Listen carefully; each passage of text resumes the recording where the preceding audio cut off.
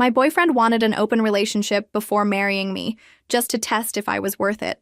I should have known something was wrong when he ordered the most expensive wine on the menu without even glancing at me first. But I was too busy being nervous, thinking he might actually do it tonight. 5 years together. And here we were at this ridiculously fancy restaurant with candlelight and everything. My best friend had texted me 3 times that day asking if I thought tonight was the night. I'd bought a new dress, spent 2 hours getting ready, even practiced my surprised face in the mirror that morning, which in retrospect is absolutely humiliating to admit. The restaurant was one of those places where the menu doesn't have prices and the waiters wear actual tuxedos. I'd made the reservation myself 3 weeks ago, after he'd casually mentioned wanting to go somewhere special for our 5-year anniversary. Special meant expensive, apparently, because he'd been dropping hints about this place for months. I didn't mind paying.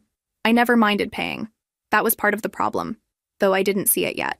The waiter cleared our appetizer plates, and that's when he reached across the table and took my hand. My heart actually stopped for a second. This was it. 5 years of supporting him through his journey to find himself professionally. 5 years of telling him he was brilliant and talented and just needed the right opportunity.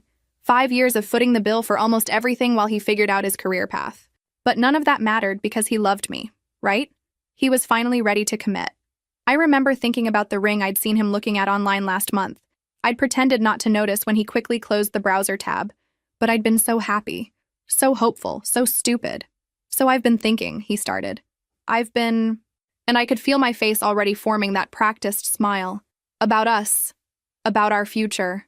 I squeezed his hand, probably too hard. My heart was hammering so loudly I was sure the entire restaurant could hear it. I felt like everyone was watching us. I wondered if people would clap when he proposed. Some people did that. "I want to marry you," he said, and for maybe 2 seconds my brain went completely blank with happiness before he continued. "But I need us to have an open relationship first."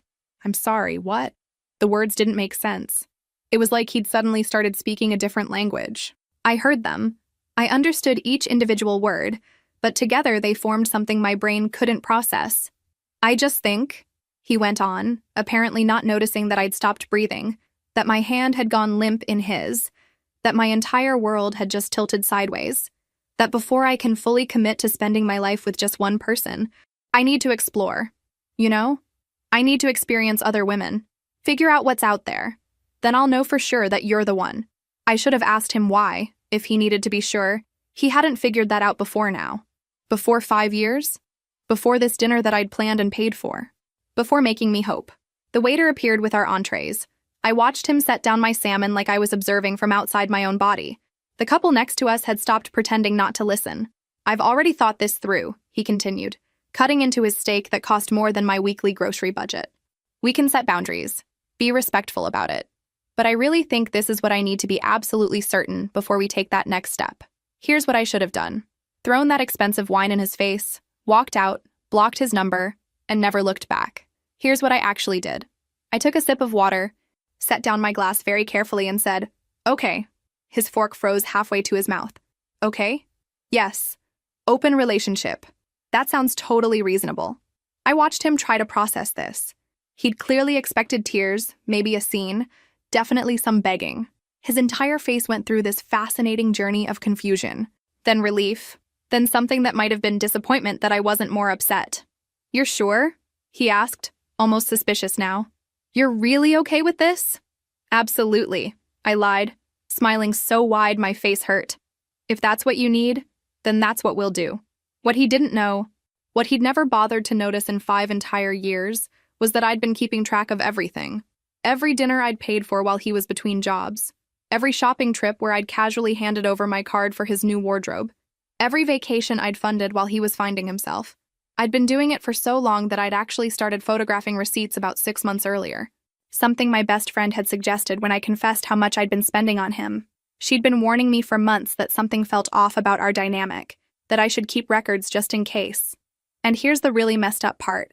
I'd spent 5 years building up his ego, telling him how attractive he was. How charming. I'd done it because he was so insecure when we first met, and I thought I was being a good partner by making him feel confident. Turns out I'd created a monster who genuinely believed his own hype. The rest of dinner was surreal. He actually seemed happy, talking about how mature and evolved our relationship was. How this proved we were different from other couples. how he was lucky to have someone as understanding as me. I nodded and smiled and took mental notes while finishing my salmon that I could barely taste. When we got home that night, I went straight to my laptop while he was in the shower. I created a new folder on my cloud drive labeled documentation and started uploading photos of every receipt I'd saved. Bank statements showing every charge to restaurants, clothing stores, that trip to the coast where I'd paid for everything. My hands were shaking, but I kept going. Some part of me knew I was going to need this later. The next morning, I woke up to find him already on his phone, downloading multiple dating apps. He actually showed me his profile, asking if I thought his photos were good enough. "You look great," I told him, which was technically true, but also irrelevant to what was about to happen to him. "I think I'll probably have matches within an hour," he said confidently, lying back on the bed that I'd paid for in the apartment that was in my name. "I mean, I've gotten pretty fit lately, right?" "Absolutely," I agreed, not mentioning that I'd been paying for his gym membership for 3 years. Within 2 days, his confidence had somehow multiplied. He'd bought an entire new wardrobe, all charged to credit cards that I'd later discover were maxed out. Designer shirts, expensive cologne, shoes that cost more than my car payment. He'd show me his phone screen constantly, pointing out matches and messages. "This one's a lawyer," he'd say, scrolling through photos like he was shopping. "This one says she loves guys who are ambitious. Oh, and look at this one. She's definitely into me." The first few days, he was unstoppable. He'd come into the living room every hour with updates. "Just matched with someone who looks like a model. I think she's really into me based on her first message." I'd look at the message, which just said, "Hey," and nod supportively. What else could I do? I'd started going to the pottery studio down the street, something I'd wanted to do for years but never had time for because I was always working extra hours to pay for everything. The classes were twice a week in the evenings, perfect timing for when he was presumably out on dates. The instructor was this patient woman in her 50s who had this philosophy about ceramics reflecting life. "You can't control everything," she'd say while we worked the clay. "Sometimes you just have to let it be what it wants to be." I found that oddly comforting. Except he kept coming home early. Every single time. The first date, he left at 7 with this swagger I'd never seen before, wearing a new shirt that had cost $180. He was back by 8:30, slamming the apartment door. "She was boring," he said, which I translated to mean she probably didn't laugh at his jokes or fawn over him the way I always had. The second date, he came home even earlier, looking genuinely shaken. She ordered the most expensive thing on the menu, finished half of it, said she had an emergency, and left, he muttered. I didn't point out the irony of him being upset about someone else ordering expensive food. The third date was a disaster he couldn't stop talking about. "She spent 20 minutes on her phone," he complained. Then she asked if I could cover her parking because she forgot her wallet. Who does that? Someone who saw through you in the first 5 minutes, I thought, but didn't say. By the third week, I'd created 6 pieces at the pottery studio and had lost 5 pounds because I'd started going to the gym during lunch breaks. Turns out when you're not spending all your free time boosting someone else's ego, you have a lot of extra energy for yourself. And time. So much time that I'd somehow forgotten I had. The gym thing was an accident, really. My coworker had invited me to try her trainer's class, and I'd figured why not. That's where I met the instructor. This incredibly calm guy who treated everyone with genuine respect. He learned everyone's names by the second class. He never made anyone feel bad for being a beginner. After class one day, I was struggling with my water bottle cap. Stupid thing was stuck, and he just casually helped me open it without making it into a thing. "You're getting stronger," he'd said. And it took me a second to realize he meant from the workouts, not the water bottle incident. We'd ended up talking about books. I'd mentioned reading this novel about a woman who hiked the entire Pacific Crest Trail, and his face had lit up. Turned out he'd done part of that trail 3 years ago. Then we talked about travel, about how sometimes you need to physically move through space to process things mentally, about life in general. Nothing romantic, just actual conversations where someone asked me questions and seemed genuinely interested in the answers. Questions like, "What made you want to try ceramics?" Instead of, "What's for dinner?" Or, "Can you check if my card went through?" It was such a small thing. Being asked real questions and having someone remember your answers. But after 5 years of being someone's emotional support system and ATM machine, it felt revolutionary. Meanwhile, my boyfriend was becoming increasingly frantic. He'd check his phone every 30 seconds. He'd narrate his entire dating app experience like I was his therapist. "Why aren't they responding?" he'd ask. "I mean, I'm being really interesting in my messages." I'd glance at his screen and see messages like, "Hey beautiful, you up?" Sent at 2 in the afternoon. Real compelling stuff. One evening I came home from pottery class to find him lying on the couch in the dark, just staring at the ceiling. "How was your class?" he asked, and there was something sharp in his voice. "Great, actually. I'm working on this vase that's really coming together." "That's nice." He sat up. "Who else is in the class?" "Just a group of people. We're all beginners." "Any guys?" I looked at him. This person I'd supported for 5 years, who'd proposed marriage contingent on sleeping with other women first, and I felt something shift in my chest. "Yeah, there are guys in the class. Why?" "Just curious." But his jaw was tight. "You've been going there a lot. Twice a week, like I told you. And you're always coming home so happy." I sat down in the chair across from him, suddenly exhausted. "Would you prefer I come home miserable?" "No, He ran his hands through his hair. "Are you seeing someone?"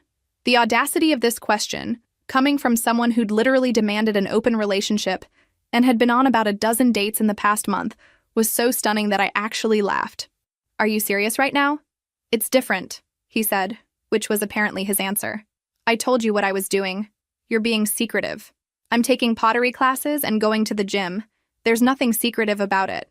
"But is there someone at the gym?" "There's the instructor, and about 20 other people in the class." "The instructor is a guy?" "Yes. The instructor is a man. We've talked a few times after class about books. That's it." His face did this thing where I could literally see him trying to figure out if he could be mad about this without being a complete hypocrite. He settled on sullen silence, which was somehow worse. The next morning, I had coffee with the instructor after class. His name didn't matter, really. But what mattered was that he paid for both our coffees without making it weird, asked about my job, remembered details I'd mentioned the previous week, and didn't spend 45 minutes talking about himself. When I mentioned it casually to my boyfriend that evening, more to prove that I had nothing to hide, he actually threw his phone at the wall. "So you are seeing him?" "I had coffee with someone.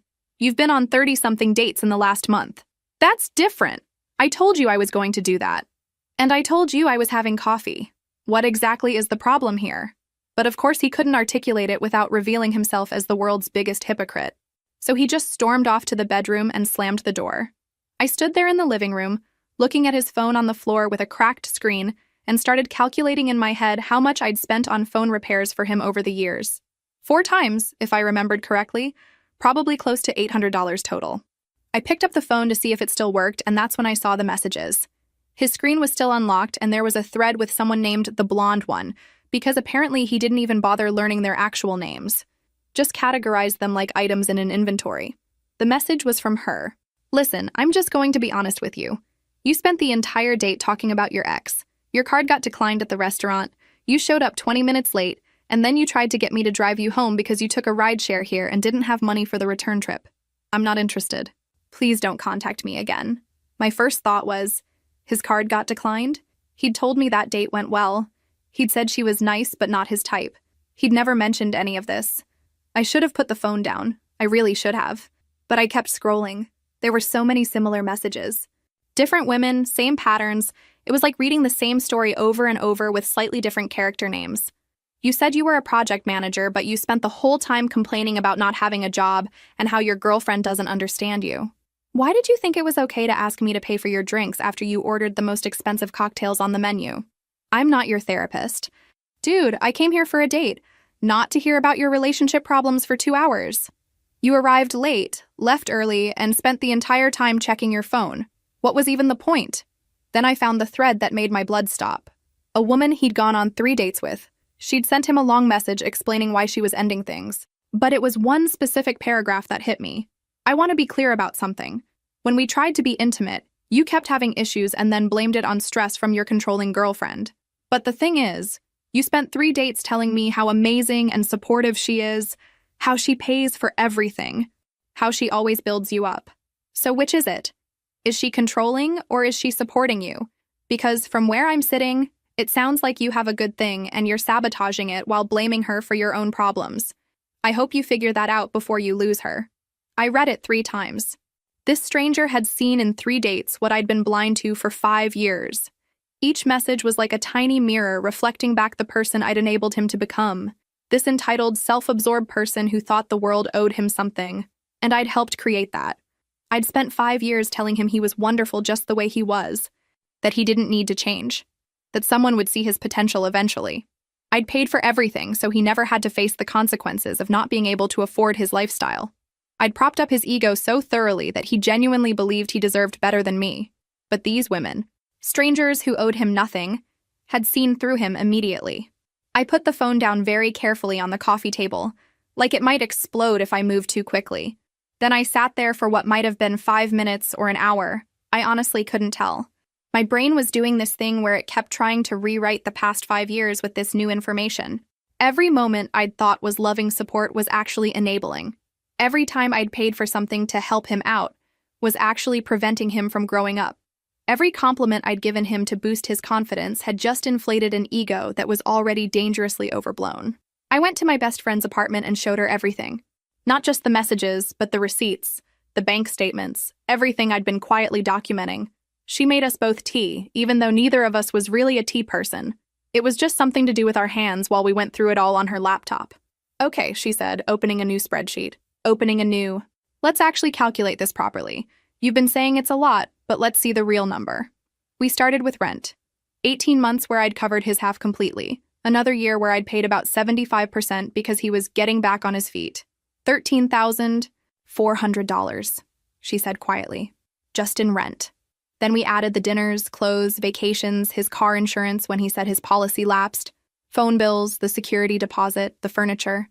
$32,150, she said finally. Her voice was quiet, almost reverent. You've spent $32,000 on him in 5 years. That can't be right. That's a car. That's a down payment on a house. We literally just calculated it. Twice. She turned the laptop screen toward me. I stared at the spreadsheet. The numbers blurred together. I could have paid off my student loans with that money. You could have done a lot of things with that money. You created a monster, my best friend said, not unkindly. She reached across and squeezed my hand. You spent 5 years telling him he was amazing, paying for everything, making him feel like he was hot stuff. And now he actually believes it. I did do that, didn't I? You did. But you did it because you loved him and you thought you were helping. The question is, what are you going to do now? What do I do? She looked at me for a long moment. You know what you do. I did know. I just wasn't ready to admit it yet. Admitting it meant admitting I'd wasted 5 years. Admitting it meant I'd lied to myself as much as I'd lied to him. Admitting it meant starting over at 32 years old with nothing to show for half a decade but a spreadsheet of my own poor decisions and $32,000 I'd never see again. 3 weeks went by in this weird stalemate where we barely spoke to each other. He was still going on dates that all seemed to end in disaster.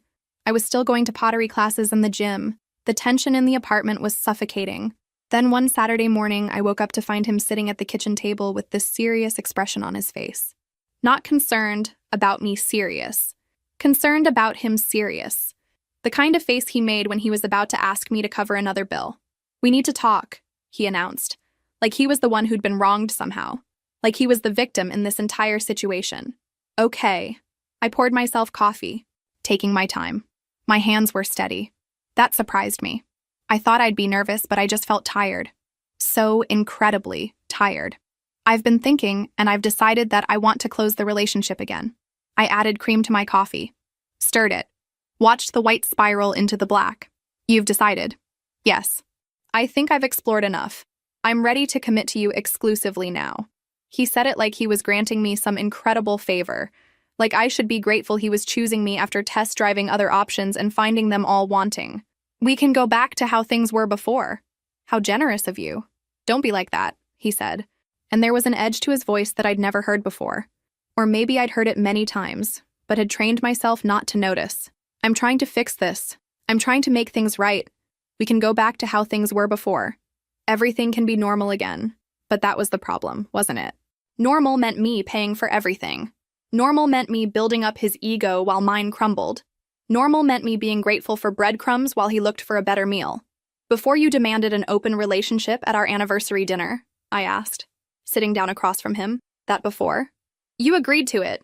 His voice rose, and I saw our neighbor's silhouette pass by the window. These walls were too thin for this conversation, but I was past caring. I did, I admitted, wrapping my hands around my coffee mug. The warmth helped somehow. That was my mistake. But here's what's going to happen instead. I'm going to tell you something that you need to hear. And you're going to sit there and listen. He looked almost scared for a second, his eyes widening, but then his face hardened, that defensive wall coming up. If this is about the gym guy, this isn't about anyone else. This is about you and me and 5 years of lies. I took a breath. This was it. The moment I burned down everything I'd built. I lied to you. For 5 years, I lied to you about almost everything that mattered. What are you talking about? I told you that you were amazing in bed. You're not. I faked it so many times I lost count because I thought it would hurt your feelings to tell you the truth. I told you that you were brilliant and talented and just needed the right opportunity. But actually, you're mediocre at your job, and that's why you can't keep one. I told you that women must be falling all over themselves for you. But they're not, are they? I inflated your ego so much that you actually started believing your own hype. His face had gone completely white. You're just saying this to hurt me. I'm saying this because it's true. I created this version of you that doesn't exist. I made you think you were this incredible catch so that you'd feel confident and happy. And what did you do with that confidence? You decided that I wasn't enough for you, that you needed to explore other options before committing to me. You said yes, he whispered. You agreed to the open relationship. Because I wanted to see what would happen. I wanted to see if you'd actually succeed at finding all these women you thought were waiting for you. And you know what? You didn't. Because the person you think you are doesn't actually exist. I made him up. He stood up so fast his chair fell over. You're a liar. You're manipulative. I have $32,000 in receipts that say I'm the one who's been manipulated. That stopped him. What? $32,000? That's what I've spent on you over 5 years. Rent, food, clothes, vacations, your car, everything. I have documentation of all of it. You kept track? What kind of person keeps track of? The kind of person who knew she might need proof one day. I stood up too, suddenly calm. Here's what's going to happen. I want you out of this apartment. You have 45 days to find a new place and move out. During that time, you're going to pay me back $5,000 in installments. That's a fraction of what you actually owe me, but I'm being generous because I also contributed to this mess. You can't just kick me out? This apartment is in my name. I pay the rent. Check the lease if you don't believe me. He did go check, actually. I heard him in the bedroom, rifling through the filing cabinet where I kept important documents. When he came back out, he looked shattered. Where am I supposed to go? That's not my problem anymore. You used me, he said, and there were actually tears in his eyes now. You made me think you loved me just so you could control me. No, I did love you. I loved you so much that I tried to build you up instead of letting you face reality. And look where that got us. He left that afternoon to stay with a friend. I changed the locks within 2 hours, not because I thought he'd do anything dangerous, but because I needed to feel safe in my own space. The next morning, I woke up to 17 text messages. Half were apologies, half were accusations. All of them were desperate. I didn't respond to any of them. My best friend came over that evening with wine and takeout. How are you holding up? Honestly, I feel like I can breathe for the first time in years. Good. Because you know it's going to get worse before it gets better, right? She was right. She was so incredibly right. The formal agreement arrived at his temporary address 3 days later. 45 days to vacate, $5,000 to be paid in installments of $500 per month for 10 months. Itemized list of shared property to be divided. My best friend's cousin was a lawyer and had drawn it up pro bono as a favor. His response came via email, a rambling 3-page document about emotional manipulation, financial abuse, and how I destroyed his self-esteem on purpose. The lawyer cousin read it and said, "This is actually helpful. He's admitting to living in your apartment and benefiting from your financial support. Keep this." Then he showed up at my office. Just walked right into the lobby during lunch hour and started shouting my name. I was at my desk on the 4th floor when my coworker leaned over and said, Is someone screaming for you downstairs?" By the time I got to the lobby, security had already surrounded him. But he was still yelling, "I need to talk to her. She's ruining my life. Someone needs to make her listen to me." My boss was in the lobby too, along with approximately 30 of my coworkers who'd come down to see what the commotion was about. I'd never wanted to disappear more in my entire life. "Sir, you need to leave," the security guard was saying, hands out in that universal calm down gesture. "Not until she talks to me. She owes me that much." I stepped forward, keeping my distance but making myself visible. "I don't owe you anything. You need to leave." His face when he saw me, it was like watching someone drowning. Desperate, panicked, grasping for anything to hold on to. "Please, just 5 minutes, I just want to explain." I just want you to understand what you're doing to me. I understand perfectly. You need to go. You can't do this. You can't just throw away 5 years. You did that when you asked to sleep with other women before marrying me. Security, can you please escort him out? They did, but not before he tried to shake them off twice and yelled a few choice words about me that echoed through the marble lobby. My boss called me into her office afterward, her face a mixture of concern and professional assessment. Are you safe at home? She asked directly. I showed her the agreement I'd had drawn up, explained the situation as professionally as I could, tried to make it sound less horrifying than it was. She listened without interrupting, and when I finished, she sat back in her chair. I'm issuing a formal company ban, she said. He's not permitted on these premises under any circumstances. If he shows up again, we'll involve the police immediately, and I'm flagging this with HR. You might want to consider a restraining order. I don't think it'll come to that.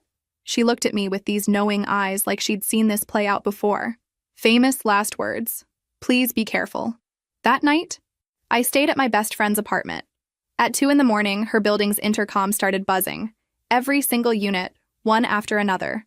The doorman called up to say someone was pressing all the buttons and refusing to leave. My friend went downstairs and recorded him on her phone, just standing there in the lobby looking wild-eyed and frantic. She's destroying my life, he was saying to the security guard. She's trying to ruin me. The guard looked at the camera. Sir, you need to leave or I'm calling the police. He left, but not before my friend got 3 minutes of video that her lawyer cousin said would be useful if we needed a restraining order. The credit card companies started calling. Apparently, he'd listed me as an emergency contact on several accounts, and he'd stopped paying everything. When they couldn't reach him, they called me. I informed each one that I was not responsible for his debts and had documentation proving we had separate finances. They were not happy about it. The mediator meeting was scheduled for 2 weeks later. Professional mediation, neutral location, the lawyer cousin present as my representative. I arrived 20 minutes early because I wanted to be settled and calm when he walked in. He showed up 30 minutes late wearing one of the designer shirts I'd bought him, looking flustered and unprepared. He didn't apologize for being late, just sat down heavily and immediately went on the offensive. This is extortion, he said. She's trying to blackmail me into paying money I don't have. The mediator, a woman in her 60s who looked like she'd seen everything twice, glanced at the documentation I'd provided. You've been living in her apartment for 5 years? Our apartment. It's only in her name. She pays the full rent. According to these bank records, you've contributed approximately 12% of household expenses over that time period. The mediator looked at him over her reading glasses. Is there anything in this documentation that's factually incorrect? He shifted in his seat. The percentages might be off. Were you aware of how much she was paying? I knew she paid for some stuff, but I didn't think she was keeping score. This is documentation of financial transactions. The mediator tapped the papers. You're currently unemployed. Where are you living?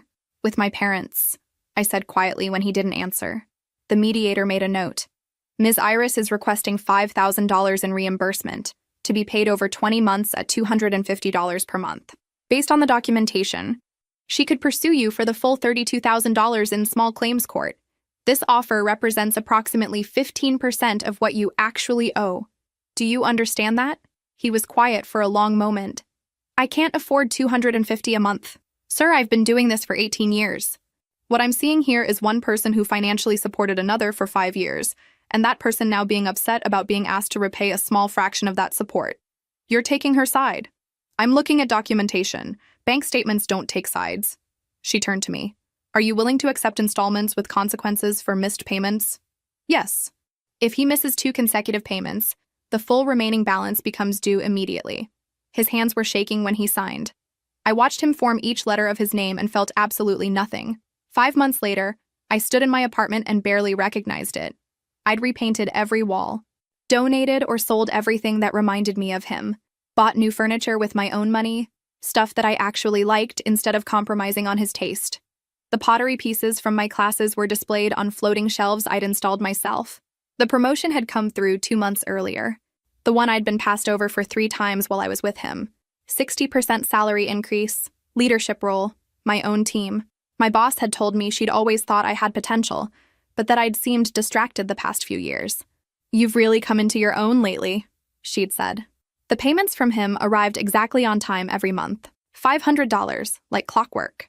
I documented each one in a spreadsheet but felt no emotional reaction to seeing his name on the transactions. It was just data now, proof that this chapter was closing. Pottery classes had turned into something I genuinely loved. My pieces were still imperfect, wonky in places where the clay hadn't cooperated, but I'd learned to appreciate the flaws. The instructor had commented that my work showed more personality than the technically perfect pieces some students made. The gym had become routine too. I'd lost 15 pounds without trying, just from the stress being gone and actually having time to take care of myself. The instructor and I had coffee regularly now, sometimes dinner. Nothing serious, nothing pressured, just two people who enjoyed each other's company. He paid for things without making it transactional. He asked about my day and remembered what I told him. When I talked, he listened instead of waiting for his turn to speak. The encounter happened on a random Tuesday at the supermarket, 3 months into my new life. I was comparing prices on pasta sauce, actually comparing prices for the first time in forever, because I was on a budget now. A real budget. Not the fake kind where I pretended to care about money while spending thousands on someone else. When I saw him 2 aisles over, reading the label on a can of generic soup with the kind of intense concentration usually reserved for legal documents, he looked different. Thinner, definitely. The kind of thin that comes from stress rather than intentional weight loss. Tired, with circles under his eyes that I could see even from this distance. The designer clothes were gone, replaced with a t-shirt I didn't recognize and jeans that had seen better days. They were worn at the knees, frayed at the hem. For a man who used to spend $180 on a single shirt, this was practically a costume. He saw me at the same moment. For a second, we just stared at each other across the dried goods aisle, like two characters in a Western showdown. Other shoppers pushed their carts between us, oblivious to the heavy weight of 5 years hanging in the air. Then he put the soup can back on the shelf and started walking toward me, and every muscle in my body tensed. "Hey," he said quietly when he reached me. His voice was different too, smaller somehow. "Can we talk?" "I don't think that's a good idea. Please. Just 5 minutes. I need closure." There was something almost pitiful about him now, standing there clutching a wire basket with 3 items in it. Generic soup, store-brand bread, a single can of tuna. I remembered when he used to fill carts with imported cheeses and organic everything, never checking prices because I'd always just pay at the checkout. But I'd learned enough in therapy, which I'd started immediately after he moved out, to know that his need for closure wasn't my responsibility. "I'm good," I said simply, turning back to my pasta sauce like this was a normal conversation with a normal acquaintance. "I hope you're doing okay, but I don't think we have anything to discuss. Everything fell apart because of you." It came out flat, almost matter-of-fact, like he was stating an obvious truth that I was somehow refusing to acknowledge. And there it was, the real reason he wanted to talk.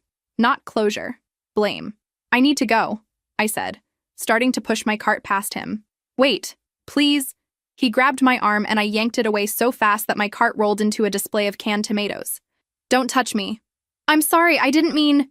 He looked around at the other shoppers who were definitely watching now. "I just want you to understand what you did to me. I understand that you're still not taking responsibility for your own choices. That's all I need to know." I pulled out my phone. "If you don't leave me alone right now, I'm calling the police." He left. I watched him abandon his basket and walk out of the store, shoulders hunched like he was bracing against wind that only he could feel.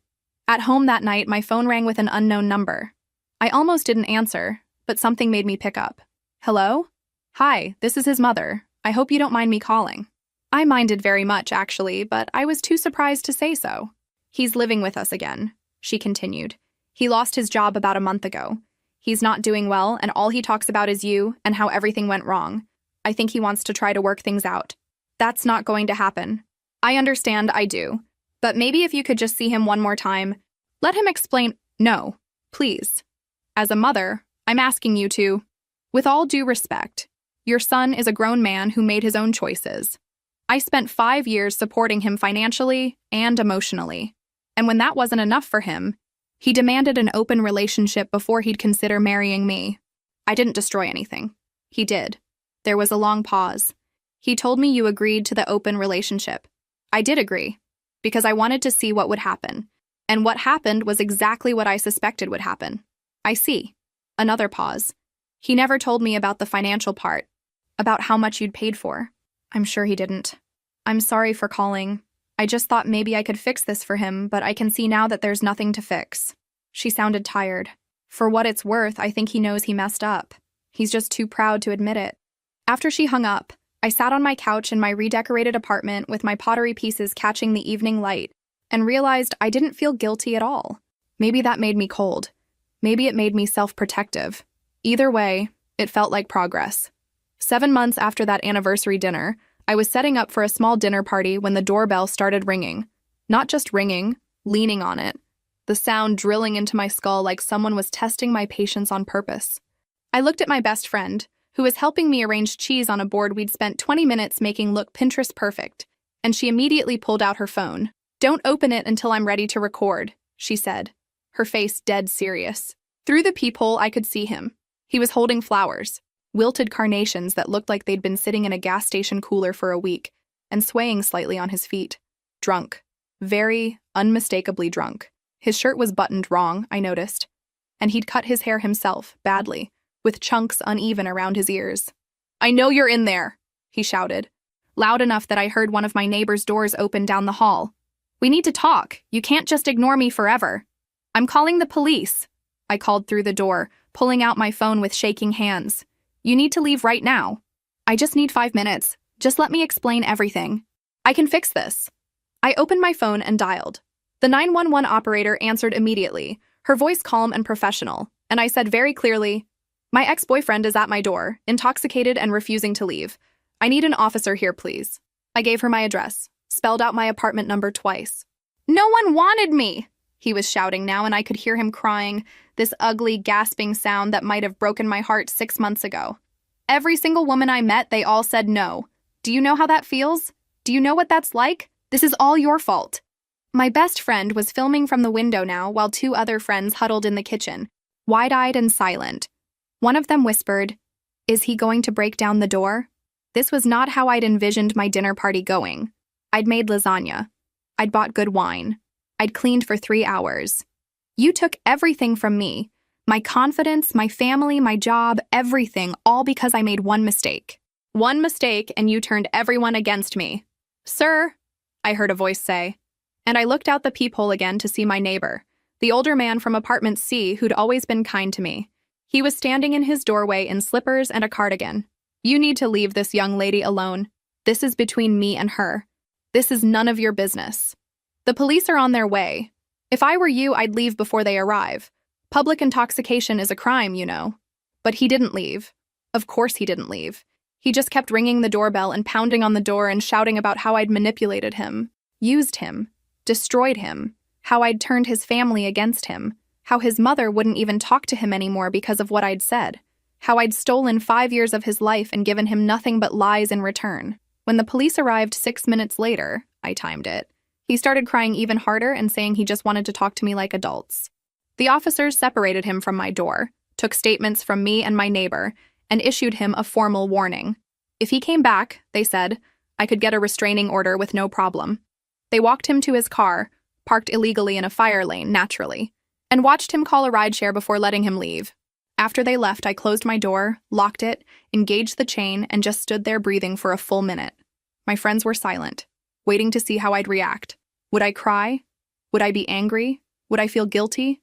I felt relieved. That's what surprised me most. Not anger, not sadness, just pure relief that I wasn't tied to that chaos anymore. I wasn't responsible for his emotions or his choices or his failures.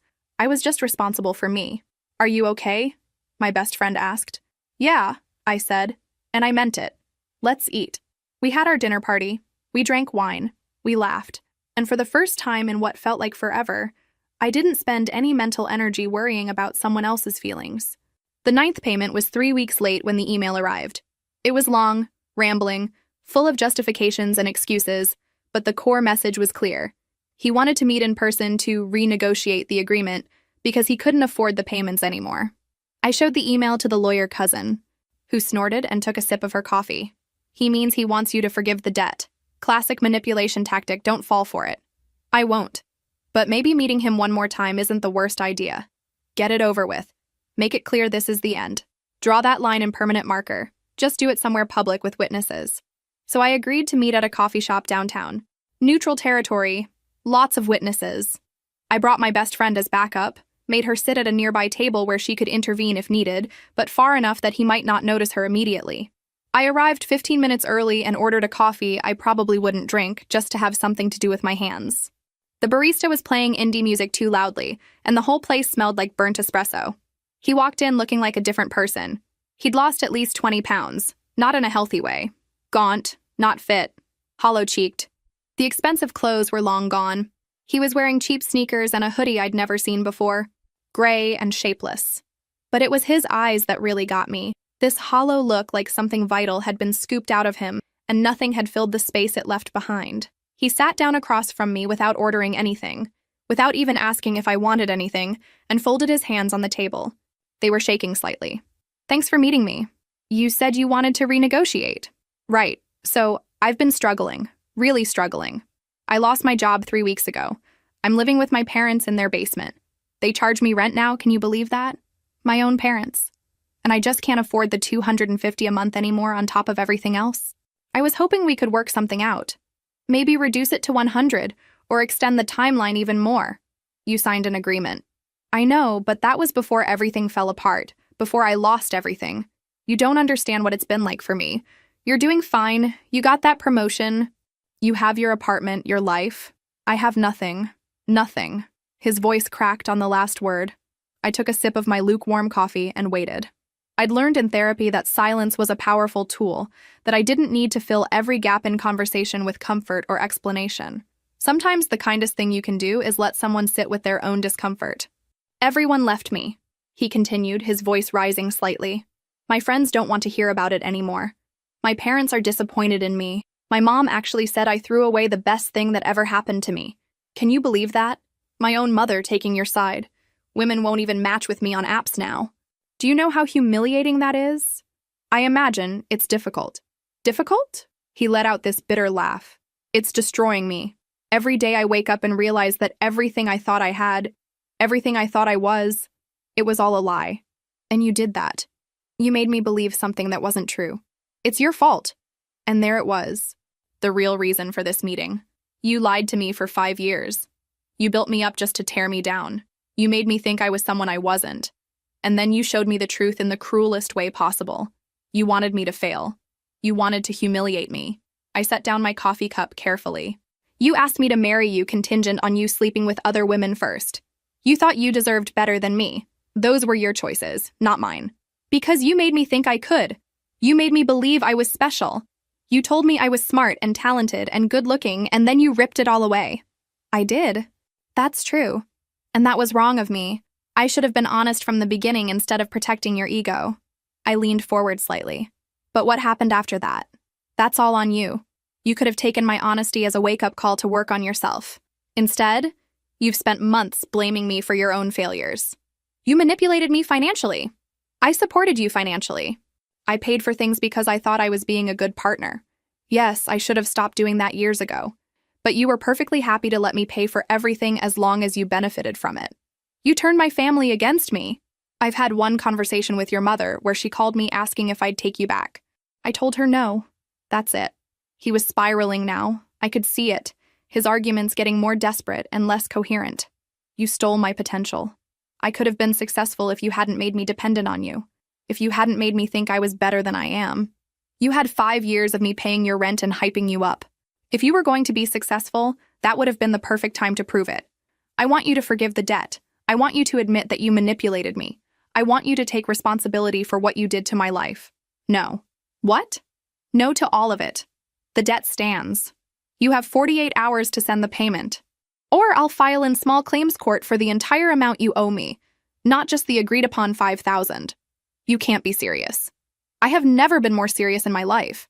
I supported you financially and emotionally for 5 years. I built you up when you were down. And when that wasn't enough for you, you asked for permission to cheat on me before committing. I'm done taking responsibility for your choices." His face went through this extraordinary series of expressions. Shock, rage, disbelief, and finally something that might have been grief. "You're a terrible person," he said quietly. "Maybe. Or maybe I'm just done being manipulated by guilt. I hope you're happy with yourself. I actually am. That's what's really bothering you, isn't it? That I'm fine. That I moved on. That I'm not sitting around regretting what I did to poor you." He stood up so fast his chair tipped over. Several people in the coffee shop turned to look. "You ruined everything," he shouted. "You manipulated me. You lied to me. You stole years of my life." The barista started moving toward us, and I saw my best friend stand up at her table. But before anyone could intervene, I just sat there calmly and said, "You have 48 hours." He called me a word that I won't repeat. Then another, and another. The manager was already asking him to leave. A couple near the window was filming on their phone. He looked around at all these witnesses watching him have a complete meltdown and seemed to finally understand what was happening. He left. The manager came over to ask if I was okay. I assured him I was fine. My best friend joined me at the table and we sat there for a few minutes in silence. "That was intense," she finally said. "Yeah. You good?" I thought about it. Really thought about it. Was I good? This man I'd spent 5 years with had just called me horrible names in public and blamed me for every bad thing in his life. Shouldn't I feel guilty? Shouldn't I feel something? "I'm good," I said, and realized I meant it completely. The payment arrived 24 hours later. 1 year after that anniversary dinner, I stood in front of the company's board of directors and presented the project I'd been leading for 8 months. The digital transformation initiative that would streamline 3 departments, save approximately $200,000 annually, and position us for expansion into new markets. I'd worked on this presentation for weeks, rehearsing in my apartment until I could recite it in my sleep, tweaking slides until they were perfect. My hands weren't shaking. That's what I noticed first. A year ago, I would have been trembling, second-guessing every word, wondering if I was good enough. But now, standing in front of 15 executives in expensive suits, I felt solid, grounded, sure of myself in a way I'd never been before. When I finished, there was this beat of silence that felt like an eternity, and then the CEO started clapping. Then everyone else joined in. Real applause, not the polite golf clap kind. After the meeting, she pulled me aside in the hallway, her heels clicking on the marble floor, and said the words I'd been waiting years to hear. "We're creating a management position for you, Director of Digital Innovation. You've more than earned it." I called my best friend from my car in the parking garage and ugly cried for 10 minutes straight. Happy tears. Relieved tears. I made it tears. That weekend was the Pottery Studios Community Showcase. Small event, local artists and students, nothing fancy. But they'd accepted 3 of my pieces for display, and that felt huge. I'd been working on them for months, experimenting with different glazes and techniques, learning to embrace the imperfections that came with being a beginner. One piece had this crack running through it that happened during firing, and instead of throwing it away, I'd filled it with gold leaf, turning the flaw into a feature. My friends came to the opening, co-workers came, the gym instructor came, bringing nice champagne and introducing me to the studio owner as the artist. Not as his girlfriend or his date, just as someone whose work he respected. And then, surprisingly, his mother walked in. I almost didn't recognize her at first. She was wearing a nice dress, carrying flowers, looking nervous. She approached me carefully like I might run away. "I hope it's okay that I came," she said. "My sister saw the event listed online and told me about it. It's fine. Your work is beautiful." She was looking at one of my vases, a lopsided thing with imperfect glazing that I'd almost not submitted. "Really beautiful. Thank you. I wanted to apologize," she said quietly, "for calling you that time, for putting that pressure on you, and for not realizing sooner what was really happening with my son. You don't need to apologize." "I do, though. I raised him to think the world owed him something. I made excuses for him when he messed up. I blamed other people instead of making him face consequences." She touched the edge of my vase gently. "He needs to fix himself. I see that now. And he can't do that if people keep rescuing him." We stood there for a moment. 2 women who'd both spent too much time trying to save someone who didn't want to be saved. "How is he doing?" I asked, surprising myself. "He's in therapy. Actually going to sessions and trying to work on himself. He got a job, not a great one, but he shows up every day. He's paying me rent. Small steps." She looked at me. "He asked me to tell you he's sorry if I saw you, but he didn't ask me to tell you anything else. No messages, no requests, just sorry. Tell him I hope he figures things out." "I will." She smiled, sadly but genuinely. "You deserved better than what he gave you. I'm glad you know that now." After she left, the instructor brought me a glass of the champagne he'd brought. "Everything okay?" "Yeah, actually, really okay." The exhibition continued. People looked at my work, asked questions, even bought one of my pieces. When I got home that night, I was riding this wave of accomplishment and peace that I'd never quite felt before. I started unpacking some boxes I'd been meaning to sort through for months, stuff that had been shoved in the back of the closet during all the chaos of the breakup, old tax documents, college textbooks I'd never look at again, random cables for electronics I no longer owned. In one box, buried under a stack of old magazines, I found a photo album I'd forgotten about. Leather-bound, expensive, something I'd bought 3 years ago thinking I'd fill it with memories of us. I'd only managed to add photos from the first 2 years before I apparently gave up on the project. There we were, from years ago, young and hopeful and so convinced we were going to make it work.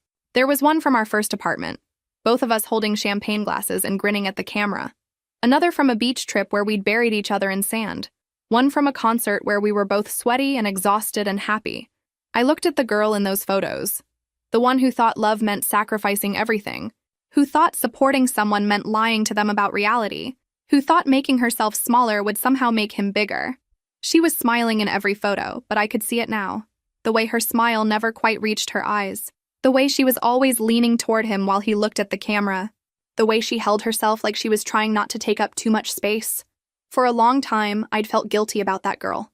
Guilty that I'd wasted her time, that I'd let her stay in a bad situation for so long, that I'd convinced her to dim her own light so someone else could feel like they were shining. I'd spent hours in therapy talking about her, crying for her, wishing I could go back and shake her and tell her to run.